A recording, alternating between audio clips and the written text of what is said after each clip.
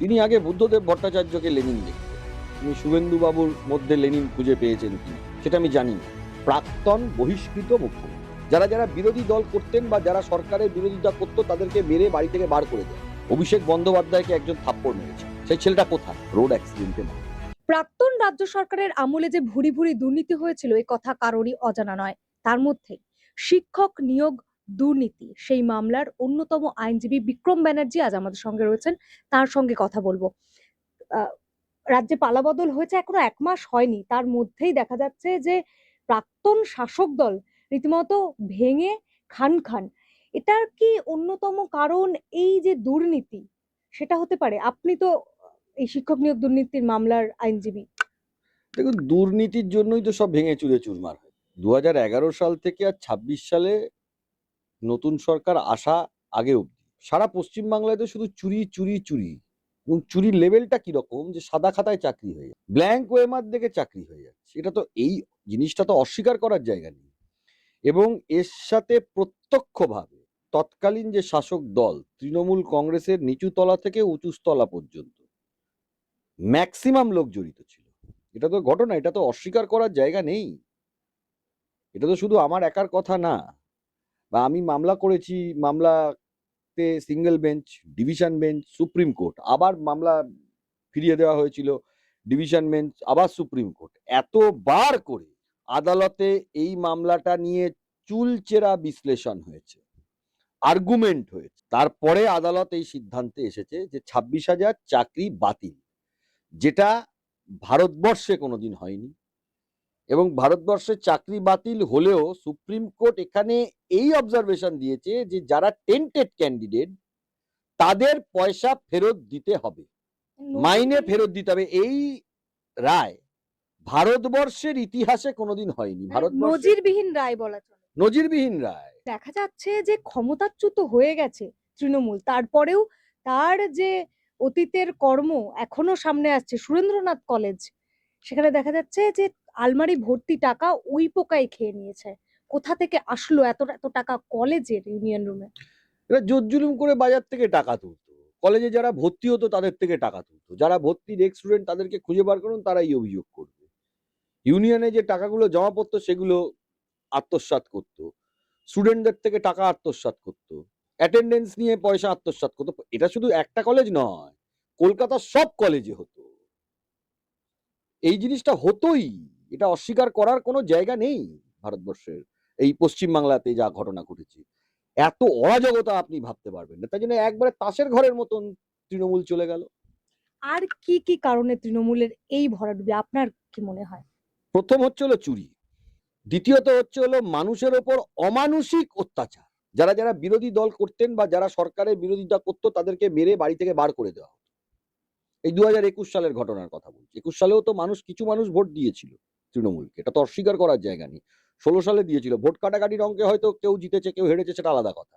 তাদেরকে বাড়ি থেকে বিরোধীদের তাড়িয়ে দেওয়া হলো, ছেলে মেয়েকে রেপ করে দেওয়া হলো, মেয়েদের রেপ করে দেওয়া হলো, বিরোধীদের যারা মহিলারা রয়েছেন তাদের রেপ করে দেওয়া হলো। তারা প্রাণ ভয়ে জমি জায়গা ছেড়ে বাড়ি ছেড়ে পালিয়ে গেলে তাদের জমির কিছু কিছু পোর্শন দখল করে নেওয়া হলো, এবং তারপরে তাদের থেকে টাকা নেওয়া হতো বাড়িতে ফেরানোর জন্য। এবং এটা শুধু বিরোধীদের ওপর এটা নয়, এটা সাধারণ মানুষ যার উপরে তৃণমূলের নেতারা লোকালি খেপে থাকবে তাদের উপরেই অত্যাচার করা হতো, এবং বাড়িতে তাকে ফিরিয়ে আনার জন্য তার থেকে টাকা নেওয়া হতো। এখন দেখুন টাকা ফেরত দিতে হচ্ছে কিছু কিছু লোককে। এই ঘটনা, অত্যাচার, অন্যায় শুনবেন মায়ের সামনে।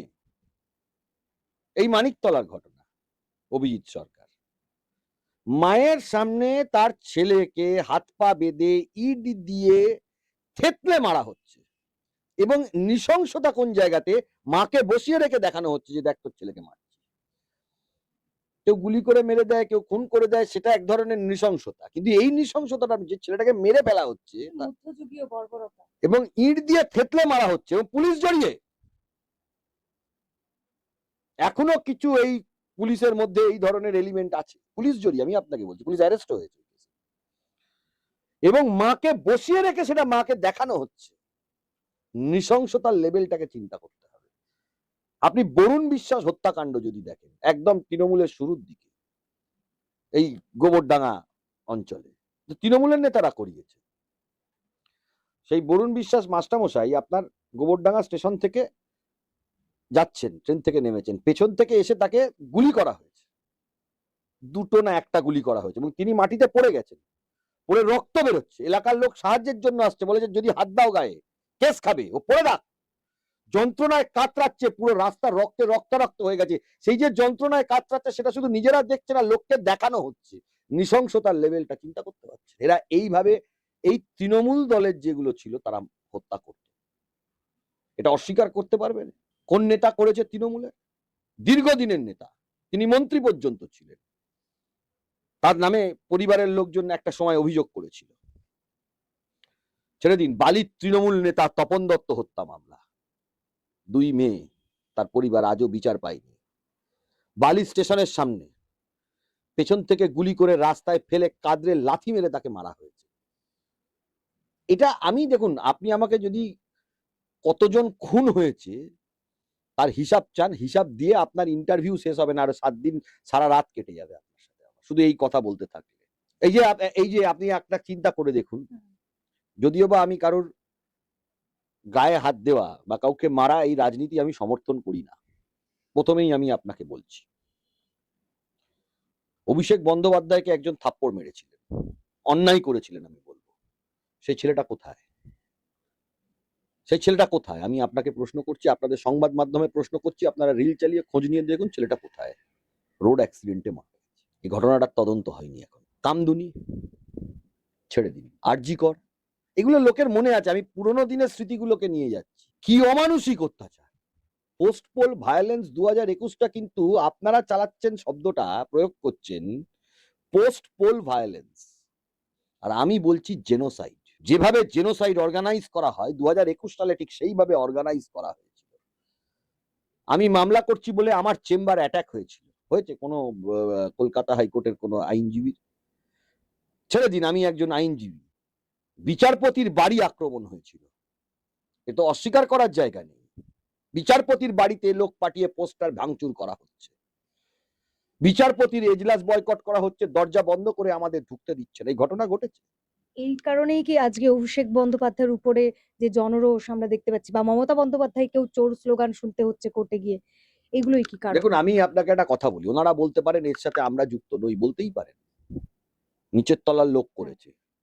আমি আপনার কাছে প্রশ্ন করছি, আপনারা যারা সাংবাদিক মহলের বন্ধুরা আছেন, মহিলারা আছেন, কর্মীরা আছেন, বোনেরা আছেন, দিদিরা আছেন, 2011 সাল থেকে আর এই 26 সাল পর্যন্ত একটা ঘটনায় আপনি দেখান মমতা বন্দ্যোপাধ্যায় বা অভিষেক বন্দ্যোপাধ্যায় তৃণমূলের এই স্তর থেকে এই ঘটনাগুলোর জন্য দুঃখ প্রকাশ করা হয়েছে। আজকের দিনে দাঁড়িয়েও যদি কোনো তৃণমূলের কর্মী মারা যায়, অত্যাচারিত হয়, পুলিশের দ্বারা অত্যাচারিত হয়, হচ্ছে না তা নয়, আমরা পাশে দাঁড়াবো। অন্যায় হচ্ছে যদি হয়ে থাকে কোথাও। আমি বিজেপি দলের নেতৃত্বকে দেখলাম, তারা বলছেন এটা আমাদের কালচার নয়। আমি শুনেছি, এটা অস্বীকার করার তো জায়গা নেই। মানুষের গায়ে হাত দেবেন না, অত্যাচার করবেন না বলেছে, এটাও অস্বীকার করার জায়গা নেই। কিন্তু আপনি দেখান 2011 সাল থেকে আর 2026 সাল পর্যন্ত একটা ঘটনার মুখ্যমন্ত্রী, বর্তমানে তিনি সাবেক মুখ্যমন্ত্রী, আর আমি বলি প্রাক্তন বহিষ্কৃত মুখ্যমন্ত্রী, আমার ভাষায় প্রাক্তন বহিষ্কৃত মুখ্যমন্ত্রী, তাকে আজকের দিনে দাঁড়িয়েও একটা ঘটনা সম্বন্ধে আপনি বলুন যে তিনি বলছেন তিনি দুঃখ প্রকাশ করেছেন, সেটা আপনি দেখাতে পারবেন। কিন্তু এখনো মানছেনই না যে ভোটে হার হয়েছে তৃণমূলের। ওই যে বললাম, প্রাক্তন বহিষ্কৃত মুখ্যমন্ত্রী, প্রাক্তন বহিষ্কৃত মুখ্যমন্ত্রী। ব্যাখ্যা এই জন্য, কারণ তিনি প্রাক্তন নেই, তিনি জনগণের রায় মেনে রেজিগনেশন দেননি, তার অ্যাসেম্বলির টার্ম গভর্নরকে অর্ডার করে ডিজলভ করতে হয়েছে। একটা লোক তো মুখ্যমন্ত্রীর চেয়ারে বসে গেল মানে সে সারা জীবন মুখ্যমন্ত্রী থাকবে, এ তো সম্ভব না। যে কেউ মুখ্যমন্ত্রী হচ্ছেন, কেউ এমপি হচ্ছেন, কেউ এমএলএ হচ্ছেন, কেউ প্রধানমন্ত্রী হচ্ছেন, যাই হচ্ছেন গণতান্ত্রিক যে কোনো রাষ্ট্রে সেটা একটা সময়সীমার জন্য হচ্ছেন। আমাদের ভারতবর্ষে এটা 5 বছর। আবার আপনি আমাদের ভারতবর্ষে যদি রাজ্যসভা দেখেন, তার টেনিওরটা 6 বছর। প্রত্যেক মানুষ, কোনো মানুষ যদি সরকারি চাকরিও করেন, তাকেও একটা সময়সীমার জন্য হতে হচ্ছে, তাকে 60 বছর অব্দি সে পায়। এখন তিনি ভেবে নিয়েছেন যে আমি এখনো মুখ্যমন্ত্রী, তিনি ভাবছেন নিজেকে, সেই ভাবনা থেকে নিজেকে সরিয়ে নিতে তিনি পারছেন না। তো যেভাবে দল একেবারে ভেঙে খান খান ঋতব্রত বন্দ্যোপাধ্যায় তিনি বিরোধী দলনেতা হয়ে গেলেন। এই বিষয়টাকে কিভাবে দেখছেন? মানে এটাকে কি বলে ছুঁচ হয়ে ঢুকে ফাল হয়ে বের হওয়া? না, এটাকে আমি যেটা বলি সেটা হ্যাঁ। হচ্ছে হলো এই ঋতব্রত বাবু, তিনি আগে বুদ্ধদেব ভট্টাচার্যকে লেনিন দেখতেন। তারপরে তিনি মমতা বন্দ্যোপাধ্যায়ের মধ্যে লেনিনকে খুঁজে পেয়েছেন। আর আজকের দিনে আমি জানি না তিনি শুভেন্দু বাবুর মধ্যে লেনিন খুঁজে পেয়েছেন কিনা, সেটা আমি জানি না। মানে উনি যেখানে লেনিন খুঁজে পান উনি তার কাছে চলে যান। মাঝে মাঝে আমিও ভাবি যে আমিও লেনিন সেজে ওনার কাছে যদি যাই, দেখি যদি উনি আমার কাছেও আসেন কিনা। আপনিও যেতে পারেন। মানে লেনিন উনি যার মধ্যে পাবেন উনি সেই দিকে চলে যান। এটা আমি ওনার মধ্যে দেখেছি। দেখুন, বিষয়টা সেটা নয়, তৃণমূল ভাঙতই। বিষয়টা হচ্ছে হলো আজকে মমতা বন্দ্যোপাধ্যায়ের অবস্থা হচ্ছে হলো সবাই ওনার সাথে গদ্দারি করে দিয়েছে। মানে কেউ বাকি নেই। মানে গোটা দলটাই হচ্ছে হলো একটা গদ্দারের দল। যারা চুরি, জোচ্চুরি, ছিনতাই এইসবের সাথে যুক্ত হয় তারা সবাই গদ্দার। তো নীতি আদর্শ নেই। আজকে আপনার ৮০ জনের মধ্যে ৫৮ জন বিধায়ক বেরিয়ে গেছে। মমতা বন্দ্যোপাধ্যায়ের মতে এই ৫৮ জন ওনার সাথে গদ্দারি করেছে। মানে গোটা দলটাই গদ্দার। স্পিকার তো আবার বলে দিয়েছেন যে ঋতব্রত বন্দ্যোপাধ্যায়ের বহিষ্কারটাও বৈধ নয়। মানে দল বহিষ্কার করলেও দেখুন, স্পিকার আমি একটা মানছেন কথা না। বলি, ঋতব্রত বন্দ্যোপাধ্যায় তিনি আমাদের এই বিষয়টা যেটা আজকে উঠেছে সেটাতে লিডার অফ অপোজিশন কিভাবে ফরমেশন হবে এর কোনো নিয়মাবলী আমাদের ভারতবর্ষের সংবিধানে নেই। এটা আমি আইনজীবী হিসেবে বলছি। সাধারণত যেটা হয়, যিনি লিডার অফ অপোজিশন হবেন তাকে পার্টির থেকে বলে দেওয়া হয়, যে কোনো পলিটিক্যাল পার্টির থেকে বলে এমএলএরা সই করে স্পিকারের কাছে পাঠায়, বা অনেক সময় লিডার অফ অপোজিশন এ হবে লিখে পাঠায়। ধরে নেওয়া হয় বিরোধী দলের যারা যারা আছে তারা সবাই এনাকে লিডার অফ অপোজিশন হিসেবে মানছে। যেমন ধরুন সিপিএম এর টাইম সূর্যকান্ত মিশ্র, সিপিএম এর বাকি যারা আপনার যখন সূর্যবাবু ছিলেন, যখন বাকি যারা আপনার বিধায়ক ছিলেন, ইট ইজ অ্যাডমিটেড যে তারাই সূর্যবাবুকে বিরোধী দলনেতা হিসেবে মানছে। এখন যে পরিস্থিতিটা পশ্চিমবাংলায় দাঁড়িয়ে গেল সেটা হচ্ছে হলো যে বিধায়করা তৃণমূলের যিনি নমিনেটেড শোভনদেব চট্টোপাধ্যায় তাকে মানছেন না। আমার ব্যক্তিগত মত, আইনের ব্যাখ্যা হিসাবে বিধায়করা যাকে চাইবে তিনি বিরোধী দলনেতা হতে পারবেন। এখন যদি আমি তর্কের খাতিরে ধরে নিই এটা তৃণমূল মামলা করেছে সুপ্রিম কোর্টে, বলছে করবে, করেছে কিনা জানি না, মমতা বন্দ্যোপাধ্যায় সুপ্রিম কোর্টে করবে। ঋতব্রত বন্দ্যোপাধ্যায়কে তৃণমূল বার করে দিয়েছে, তাহলে তৃণমূল বহিষ্কার করে দিয়েছে ঋতব্রত বন্দ্যোপাধ্যায়কে, তাহলে ঋতব্রত বন্দ্যোপাধ্যায় ইন্ডিপেন্ডেন্ট একজন এমএলএ, তার এমএলএশিপ কেড়ে নেওয়ার ক্ষমতা তৃণমূলের নেই। অ্যান্টি ডিফেকশন ল অনুযায়ী 2/3 মেজরিটি নিয়ে কেউ যদি বেরোয় তাহলে সে অন্য পার্টিও ফর্ম করতে পারে। 2/3 মেজরিটি অ্যান্টি ডিফেকশন ল অনুযায়ী। এরকম ক্রাইসিস তো দেখা যায়নি পশ্চিমবাংলায়, অন্তত দেখা যায়নি। তো যদি ঋতব্রত বাবু ইন্ডিপেন্ডেন্টও হয় আর বাকি এমএলএরা ওনাকে বিরোধী দলনেতা হিসাবে মানে, তাহলে তো তিনি সেই বিরোধী দলনেতা থেকেই যাবে। তৃণমূল থেকে বহিষ্কার হলে কি হবে? এটা তো নয় যে তিনি নিজে চলে গেছেন, তাকে বহিষ্কার করা হয়েছে, তিনি গেছেন। এরকম পরিস্থিতি তৈরি হতে পারে যে তৃণমূলও বিধানসভায় শূন্য হয়ে গেল। এই কথাগুলো আপনারা কেন জিজ্ঞেস করেন? তৃণমূল নেই বিধানসভায়। আমি ব্যক্তিগতভাবে মনে করি আজকের দিনে দাঁড়িয়ে কোনো বিরোধী নেই, দুজন বিরোধী, এক নওশাদ সিদ্দিকী, আরেক মুস্তাফিজুর রহমান। বাকি যে ৮০ জন আছে এদেরকে আমি বিরোধী হিসাবে গণ্যই করি না। আর বিরোধিতা করতে গেলে, সরকারের বিরোধিতা করতে গেলে, আমি দেখুন সরকারের বিরোধিতা করছি, আমি জাস্ট ফ্যাক্টস বলছি। বিরোধিতা করতে গেলে বিধানসভাতে বিরোধিতা করা যায় আর বাইরে বিরোধিতা করাও একই ব্যাপার। কারণ বিরোধী দলের তো বেসিক্যালি বিধানসভায় কোনো ক্ষমতা নেই। এই যে ২০০-র ওপরে সিট পেয়েছে যে শাসক দল, তিনি ২০০-র ওপরে সিট পেয়েছে। তো ২০০-র ওপরে শাসক দল যখন সিট পেয়ে যায় তো বিরোধীরা কি? কোনো ক্ষমতাই নেই, শুধু মুখে বলার জন্য বিরোধিতা। ওই ওয়াকআউট করে ওয়াকআউট করে বেরিয়ে যাবে, আপনারা গিয়ে ছবি তুলবেন। এর বাইরে কি হবে আপনি আমায় বলুন। কাগজে বেরোবে বিধানসভা উত্তাল, এর বাইরে কি হবে? এটা তো মানে আমি তো অবাস্তব কথা বলছি না। বিক্রমবাবু, আরেকটা বিষয়ও কিন্তু কথা হচ্ছে চর্চায় যে এই যে ঋতব্রত পেছন থেকে খেলাচ্ছে কে? অনেকে মনে করছে যে বিজেপি আসলে এই ঋতব্রতদের ভাঙিয়ে, কারণ বিধানসভায় কোনো বিরোধী পরিসর চাইছে না, বিরোধীও বিজেপির পছন্দের কেউ থাকবে সেই জন্য। না, আমি এই ব্যাপারে বলতে পারবো না পেছন থেকে কে খেলাচ্ছে, এটা আমি বলতে পারবো না। কিন্তু বিষয়টা যেটা আমি বলতে পারি সেটা হচ্ছে হলো যে দেখুন, আমি ব্যক্তিগতভাবে এই ৮০ জন বিধায়ককে বিরোধী হিসাবে দেখি না। আমি এই ৮০ জন যারা তৃণমূলের দাঁড়িয়েছে তাদের মধ্যে তিনি ঋতব্রত বাবু হন, তিনি সন্দীপন বাবু হন, তিনি শোভনদেব চট্টোপাধ্যায় হন, যদি মমতা বন্দ্যোপাধ্যায় কোনো জায়গা থেকে রেজিগনেশন দিয়ে, যদিও বা 99% চান্সে উনি হারবেন, তর্কের খাতিরে আমি হাইপোথেটিক্যাল সেন্সে বলছি, যদি জিতেও আসেন আমি এদের কাউকে বিরোধী হিসাবে দেখি, আমি এদের বিরোধী হিসাবে দেখি না।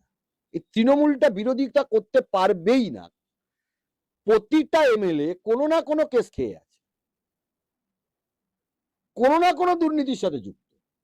সেটাকে কি বিজেপি কাজে লাগাচ্ছে? সেটা আমি বলতে পারবো না, সেটা তো আমি জানি। আমি একটাই কথা বললাম, ঋতব্রত বাবু আগে বুদ্ধবাবুর মধ্যে লেনিন দেখতে পেতেন, ঋতব্রত বাবু তারপরে মমতা বন্দ্যোপাধ্যায়ের মধ্যে তিনি লেনিনও দেখেছেন, সারদা মাও দেখেছেন। এটা আমার কথা না, এটা উনি বলেছেন। আজকের দিনে দাঁড়িয়ে তিনি শুভেন্দু বাবুর মধ্যে লেনিন দেখতে পাচ্ছেন কিনা আমি জানি না। আচ্ছা, এই দুর্দিনে আপনি বললেন সবাই গদ্দারি করেছে মমতা বন্দ্যোপাধ্যায়ের সঙ্গে, কিন্তু দেখা যাচ্ছে কুণাল ঘোষ তিনি কিন্তু পাশে রয়েছেন। দেখুন, কুণাল বাবু নামে যে অভিযোগ নেই তা তো নয়। কুণাল বাবু একটা সময় তো মমতা বন্দ্যোপাধ্যায়ের বিরোধিতা করেছিলেন। রাজনীতিটা আমার যা এক্সপিরিয়েন্স তাতে করে সবটাই হিসেবে চলে, আর তৃণমূল যারা করে তাদের কোনো নীতি আদর্শ থাকে বলে অন্তত আমি মনে করি না। এই যে ৮০ জন বিধায়ক আমি আপনাকে বলছি বারবার, প্রতিটা বিধায়কই কোনো না কোনো কেসের সাথে যুক্ত। দেখুন, কেস যদি 100% ফলস কেস হয় না, সত্যি আর মিথ্যের একটা ব্যাপার আছে। 100% যদি ফলস কেস হয় আপনি তাকে ধরে রাখতে পারবেন না, এটা বাস্তব। আমার নামে যদি কেউ ফলস কেস দেয় আমি গুরুত্বই দেবো না, আমি তেজের সাথে লড়াই করব। কিন্তু যারা কেস খেয়ে আছে তারা যদি জানে জিনিসটা সত্যি, মানে যেটাকে বলে চোরের মায়ের বড় গলা, এটা যদি হয়ে থাকে তাহলে সে মাথা নত করেই থাকবে যে শাসক তার কাছে। কারণ চোরেরা বা যারা নীতিহীন লোক হয় বা যারা ক্রিমিনাল হয়, এটা বাস্তবভাবে সবাই জানে, বা এটা ফ্যাক্ট, এটা ঘটনা, যে তাদেরকে পাওয়ার বা শক্তি বা রাজনৈতিক শক্তির সাথেই থাকতে হবে। যারা ক্রিমিনাল হয় তারা রাজনৈতিক শক্তির বাইরে থাকতে পারবে না, যারা চুরি করে তারা রাজনৈতিক শক্তির বাইরে থাকতে পারবে না। এটা আমার কথা না, এটা বাস্তব কথা। আপনারা এই কথাটা মিলিয়ে নেবেন, যিনি যার ধরুন কেস আছে সে সরাসরি বিরোধিতা করতে পারবে না, ওই দেখানো বিরোধিতা হবে। যার কেস আছে, কারণ তার মনে ভয় আছে। কেস যদি সত্যি, আমি ফলস কেসগুলোর কথা বলি, কেস যদি সত্যি হয় এটার নাম রাজনীতি। তাই এই ৮০ জন, যে ৮০ জন আজকে বিধানসভায় গিয়েছে তৃণমূলের তরফ থেকে, এদের কাউকেই আমি বিরোধী বিধায়ক হিসাবে অন্তত মনে করি না, এই ৮০ জনের মধ্যে একজন কেউ না। এখন আগামী দিনে দেখা যাবে সত্যিই বিরোধীর ভূমিকায় তারা বিধানসভায় পারফর্ম করে কিনা। অসংখ্য না, ধন্যবাদ। আমার মনে হয় বিরোধীর ভূমিকায় সাধারণ মানুষ এবারে দায়িত্ব নেবে। আপনি এটা মিলিয়ে নেবেন। কেন আমি বলছি, ভারতীয় জনতা পার্টি এবারে যে ক্ষমতায় এসেছে, অনেকে ক্লেম করছে যে ভারতীয় জনতা পার্টি লড়ে ক্ষমতায় এসেছে। না, 2026 সালের নির্বাচনে সেটা না। দেশে নরেন্দ্র মোদী কিন্তু লড়ে ক্ষমতায় এসেছে ভারতবর্ষে, বাট পশ্চিমবাংলার এক্সপেক্টে যদি আপনি চিন্তা করেন, মানুষ এখানে তৃণমূলের বিরুদ্ধে ভোট দিয়েছে। এবং আপনি নির্বাচনের প্রচারটা যদি দেখেন, সেখানে বিজেপির নেতাদের আপনি দেখবেন তারা সিপিএম এর যারা ভোটার তাদের কাছে আবেদন করছেন আমাদের ভোট দিন, তারা নিজে কনফিডেন্ট না। তারা কংগ্রেসের ভোটার, আপনি যে দলই করুন এইবারের জন্য আমাদের সুযোগ দিন, এই কথাটা কিন্তু বারংবার করে যারা কিনা বিজেপি করেন বা বিজেপির যারা নেতৃত্ব দিয়েছেন তারা মানুষের কাছে আবেদন করেছেন। আর মানুষও এবারে যে ভোট দিয়েছে, 46% যে বিজেপির ভোটটা এসেছে, এই ভোটটা মানুষ তার ক্ষোভের থেকে দিয়েছে। আমি আপনাকে বলছি বাস্তব কথা, এটা অবাস্তব কথা নয়। আর 40% যে ভোটটা তৃণমূল পেয়েছে, ওটা 40% ভোট তৃণমূলের দিকে যায়নি। মানুষ ভয়ে থ্রেট খেয়ে ভোট দিয়েছে। ওই 40%-র মধ্যে অন্তত 25%। আরেকবার যদি ভোট হয় ওই 80টা সিটে আমি আপনাকে এবারে এত কড়া নিরাপত্তা ব্যবস্থা ছিল তারপরেও আপনি কি বলছেন ভোটে হ্যাঁ লুট হয়েছে? হ্যাঁ হ্যাঁ হ্যাঁ এখনো মানুষ, আপনি ফলতার নির্বাচন, ফলতাতে আপনার যেহেতু ইভিএম এর ওপরে বিজেপির যে ওই সিম্বলটা ছিল সেটার উপরে স্টিকার লাগানো ছিল, সেই জন্য নির্বাচন কমিশন আবার ওই ফলতাতে আপনার নির্বাচন করাতে বাধ্য হয়েছে। এবারেও তৃণমূল বহু জায়গায়, কত জায়গায় সামাল দেওয়া সম্ভব? অলিতে গলিতে সব মানুষ লড়াই করতে পারে? আপনি জানেন 90% মানুষই ভয়ে সারেন্ডার করে যাবে। আমি তো বলছি এই ৮০টা সিটে যদি আরেকবার নির্বাচন হয় উইদিন 6 মান্থস, উইদিন 6 মাসের মধ্যে, আমি আপনাকে লিখে দিতে পারি এই ৮০টার মধ্যে একটা সিটেও তৃণমূল জিতবে না, নট আ সিঙ্গেল। এবং ভোট পার্সেন্টেজ ফলতায় যা হয়েছে এই ৮০টা সিটে তাই হয়। আমি নির্বাচনের আগে অনেক সাংবাদিক বন্ধুদের বলেছিলাম, প্রকাশ্যে বলেছিলাম যে তৃণমূল এবারে হারবেই। যদি সাহস থাকে এই যে ৮০ জন এমএলএ আরেকবার নির্বাচন করতে বলুন, আরেকবার নির্বাচন করতে বলুন। আমি আপনাকে বলছি যদি ধরুন সব পার্টি মিলেও তৃণমূলকে বলে যারা তৃণমূলকে ভোট দাও, তাও সাধারণ মানুষ দেবে না, কি চরম অত্যাচার করেছে আপনি কল্পনা করতে পারছেন। বাড়ি আগুন জ্বালিয়ে দিই, যেগুলো আমরা ধরুন মানে মধ্যযুগীয় যে বিচার বর্বরতা, সেই বর্বরতা এলাকায় এলাকায় তৃণমূল করেছে। বিজেপি ক্ষমতায় আসতেই গরিব সাধারণ মানুষ বলছে যে কি পরিবর্তন চাইলাম। আপনি জানেন বুলডোজার যেভাবে চলছে গরিবের দোকানের উপর। দেখুন এই বুলডোজার নিয়ে আমরা লড়াই দেব, আমরা ছেড়ে দেবো না। গরিব মানুষের উপর বুলডোজার চালাতে দেবো না, পুনর্বাসন না দিয়ে। এটা হিউম্যানিটেরিয়ান গ্রাউন্ড সরকারের দেখা ইতিমধ্যেই তো উচিত। বিজেপিতে বিতশ্রদ্ধ সাধারণ মানুষ, মানে সাধারণ গরিব মানুষ অন্তত। দেখুন আমি সরকারের কাছে বারবার আবেদন করেছি এই সব মানুষগুলোকে একটু স্নেহের সাথে আপনারা দেখুন। বুলডোজার রাজ পশ্চিমবাংলায় চালাতে পারবে না।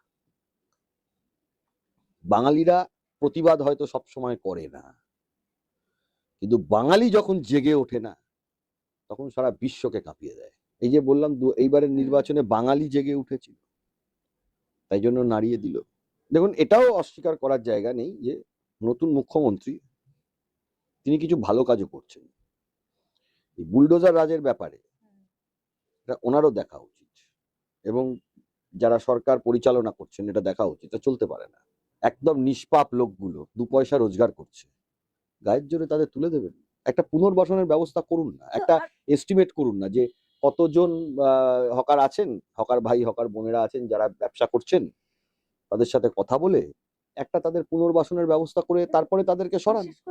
আমি বলছি না যে ব্র্যান্ডের দোকানগুলো সেগুলো রয়েছে, এরাই সমস্যা। যদি না, দেখুন স্টেশন মানুষের পরিষ্কার করারই দেখুন ব্যাপার দেখুন হয়। আমি একটা কথা বলি, স্টেশনগুলোর মধ্যে হকাররা বসে আছে, অসুবিধে আছে, একটা পুনর্বাসন দিয়ে ওদেরকে সরান। তারা তো চুরি জোচ্চুরি করে খাচ্ছে না, তারা তো ডাকাতি করে খাচ্ছে না, রাস্তায় বসে গেছে ভিক্ষে চাইছে। কি এটা, এটা কি আমাদের ওয়েলফেয়ার স্টেট? সংবিধানের মধ্যে ওয়েলফেয়ার স্টেটের কথা বলা আছে। তা ওয়েলফেয়ার স্টেটের ব্যাপারে যখন সংবিধানে বলা আছে, তাহলে কেন এদেরকে বুলডোজার দিয়ে গুড়িয়ে উড়িয়ে দেওয়া হবে? তাহলে কেন এদেরকে একটু সহানুভূতির সাথে দেখা হবে না? এটুকু আশা একজন নাগরিক করতে পারে না? এইটুকু আশা যে আপনি একটা পুনর্বাসন দিন, দিয়ে এদেরকে সরান। আমি বলছি না এরা আইনত বসে আছে,